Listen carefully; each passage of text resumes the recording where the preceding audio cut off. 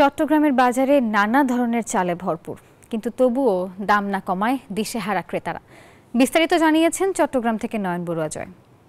চাল নিয়ে চালবাজের কোনো কমতি নেই। আমরা দেখছি সিন্ডিকেটে বড় করছে চালের বাজার। এখনো পর্যন্ত চালের কোনো কমতি দেখা যাচ্ছে না।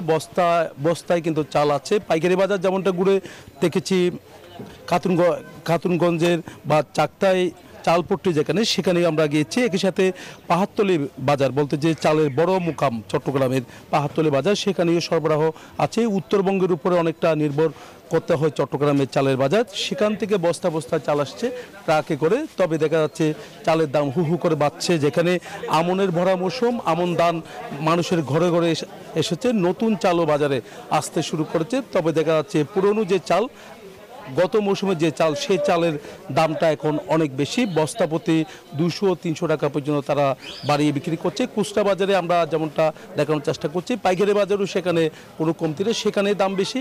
তার কারণে এখানে খুচরা বিক্রেতা যারা আছে তারাও বলছে এখানেও বাড়তি দামে তাদের বিক্রি করতে হচ্ছে। যারা চাল কিনতে এসেছেন, তারা ক্রেতা, তারা হতাশের কথা আমাদেরকে বারবার বলে, যেহেতু সর্বনিম্ন চাল একেবারে 50 টাকার নিচে কোনো চাল বাজারে নেই।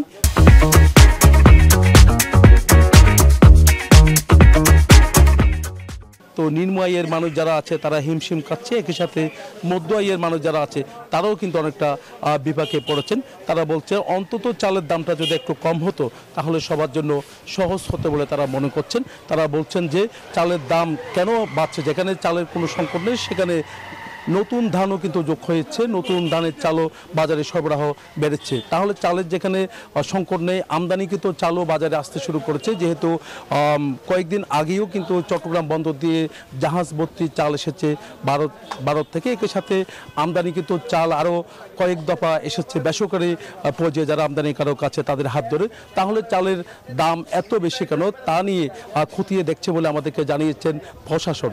এই ছিল আমার এখানকার সর্বশেষ। পরবর্তীতে আর কোনো তথ্য থাকলে আমরা জানানোর চেষ্টা করব।